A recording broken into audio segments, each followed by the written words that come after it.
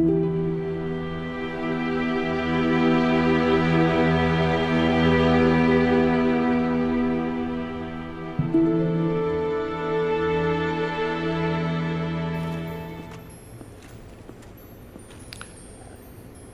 again, everyone, and welcome back to Dark Souls. I am Lunaris, and as it turns out, I am a huge moron. But that's okay, because I still love me, although my respect for myself is rapidly declining. But either way, that was the path I needed to find, and it was the first one that I found. The shortcut kind of thing or whatever. I don't know anymore how I feel about my performance. I mean, whatever, right?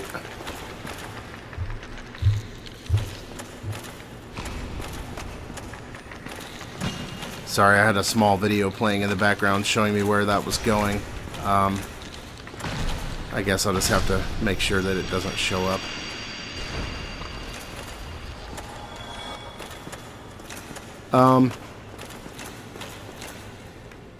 So yeah, now we just deal with the clams. And once we've dealt with the clams, we can deal with Seathe. And we can be done with this horrible, horrible area. That I'm just bad at. It's fine. I'm just bad at video games. But that's okay.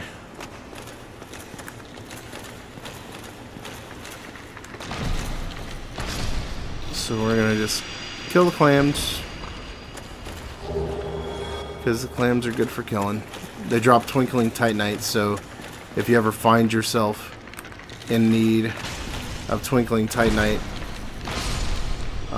this is a good place to come and get it.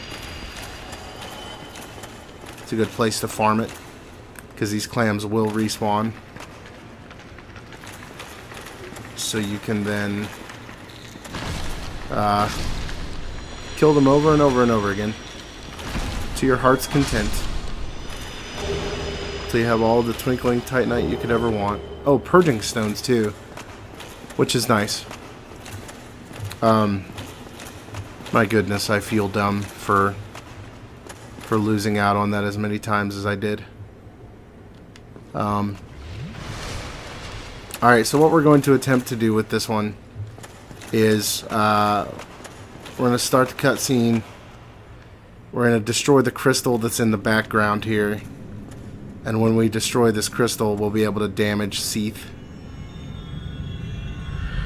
But until we destroy the crystal, Seathe will not take any damage that won't immediately heal. So we're just going to destroy the crystal and then try to kill Seathe.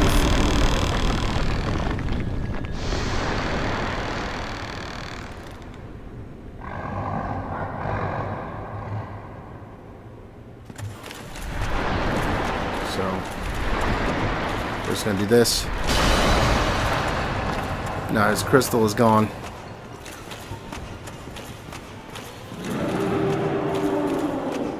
Now we're going to power. We're going to Seathe up.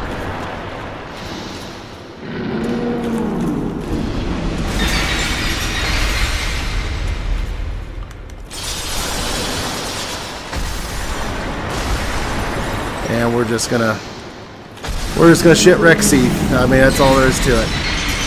We're not even gonna give him a chance to retaliate, because I'm tired of this area.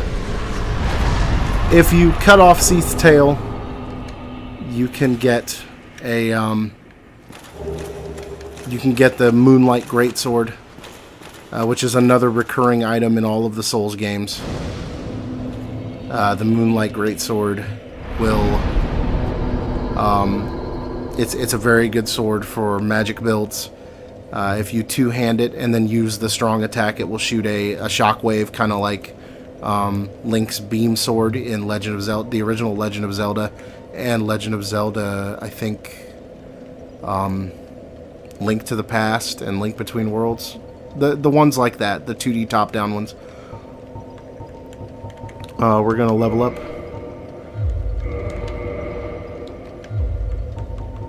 And so we're done with this area. The next place that we have to go, we need one more Lord Soul. And the next place that we will be going is... let's go back to Firelink Shrine. Because we need to take a Firekeeper Soul to the Firekeeper to reinforce our Estus Flask. Oh, it also looks like... Is that Siegland? Oh, hello again. We're both managing, but I haven't found... Really? I'm sorry he's caused you trouble. Really? Yeah, we've seen him since.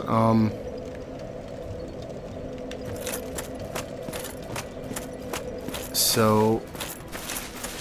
Firekeeper Soul. Firekeeper Soul.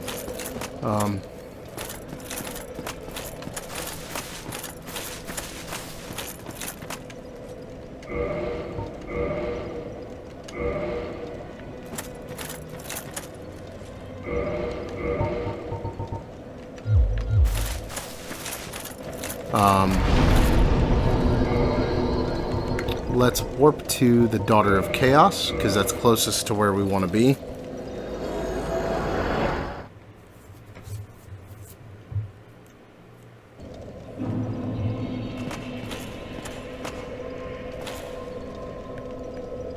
And before we go any further, I'm going to equip some humanity, and we're going to spend it. Oh goodness, I'm not smart.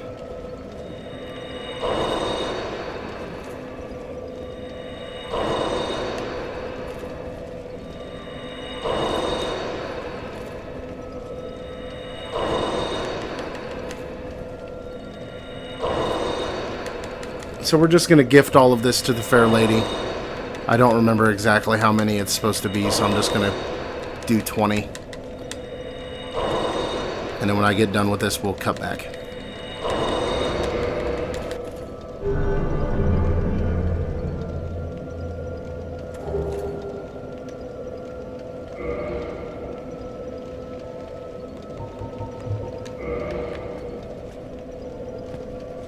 Okay. And the reason I did that was because in order to open up a secret passageway that comes later, a little bit later in the playthrough, I needed to rank up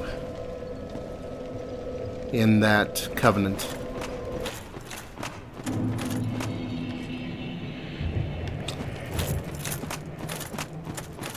Actually, before we do this, I'm going to do another quick cut because there's something that we need to do back in the swamp real quick. Something to do with Siegmeyer. If I remember correctly, he should be down in the swamp somewhere, needing a poison curing item. So, we're going to go find him. Alright, so I found Siegmeyer. He's over here by the entrance to the Great Hollow, and I'm being followed, so I'm just gonna wipe all these annoyances out real quick.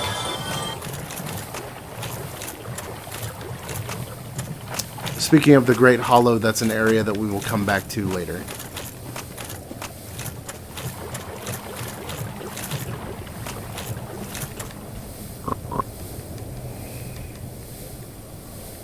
Excuse me, you see, by my, but can you, and thank you, this night of please. Well, perhaps this, the poison, like quicksand in there. I'm sorry, I skipped over all of that.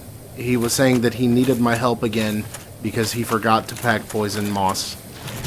He forgot to pack moss that would serve as cure for poison, so he would be in quite a fix unless we could give him some. I wanted I'm getting over anxious and making a bunch of play mistakes.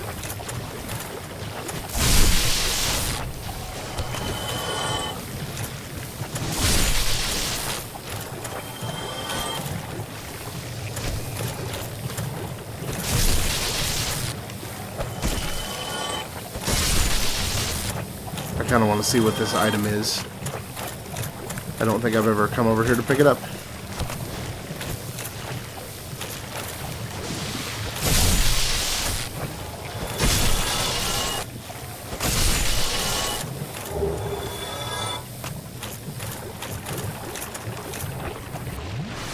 It's actually kind of a special sword.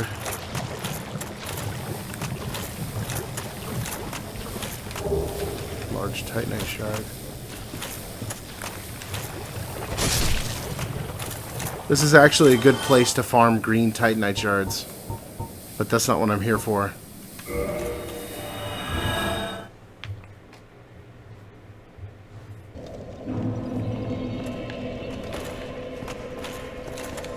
I was just there to find Siegmeyer.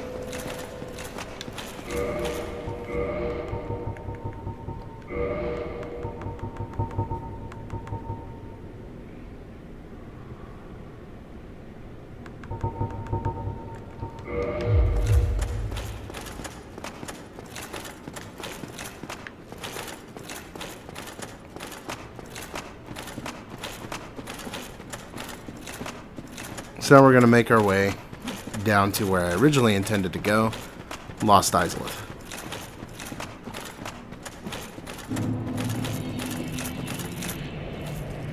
Oh. I have never even been here before.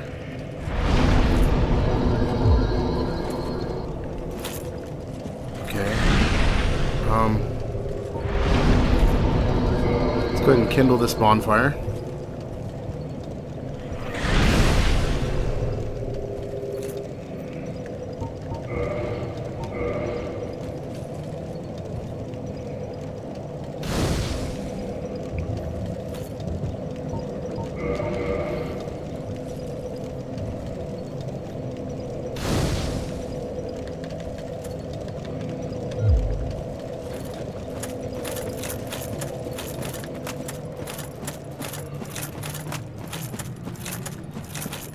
Alright, so this next boss, and we're getting ready to fight a boss like really quick like here.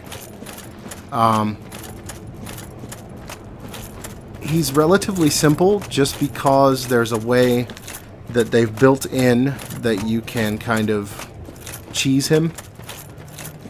And the thing is, if you try to fight him head on, he is very difficult. Like, it's not impossible, but it's just really difficult to do. So what you want to do is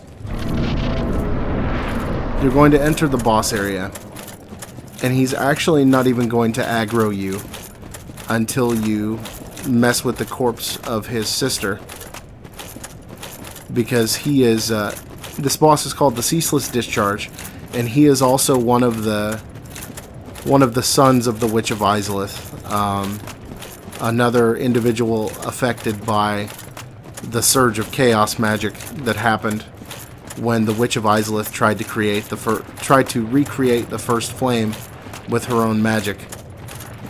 And he is watching over the body of his sibling, his sister. And if you take the robes off of the corpse, he aggroes and becomes a boss that you have to fight. The key to this is you wait until he throws his initial temper tantrum, which is that right there, and then you run.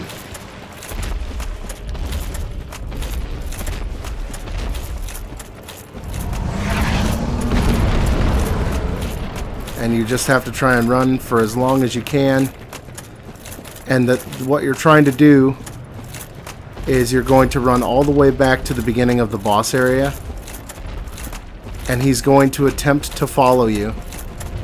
And as he attempts to follow you, he's going to fall off the cliff and be hanging on by a claw or whatever. A tentacle, a claw, whatever you want to call it. And if you hit that claw like a few times,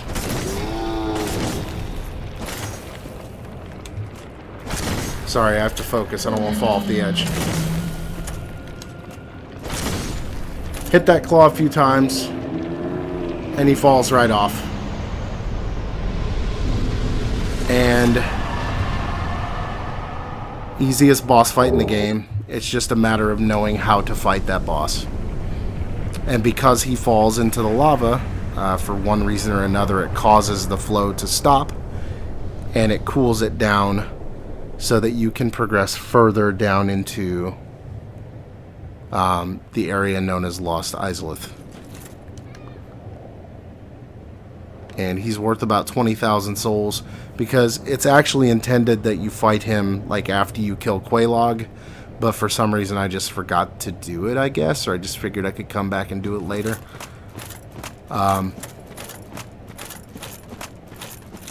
I don't know what my reasoning there was, so, I mean, the world may never know what my reasoning was.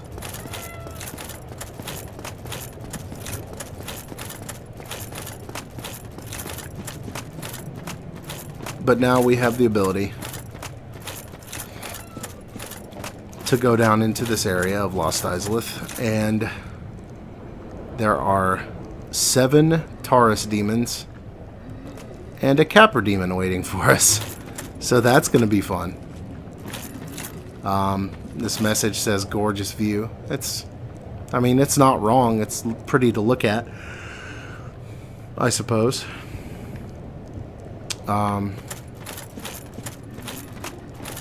But I think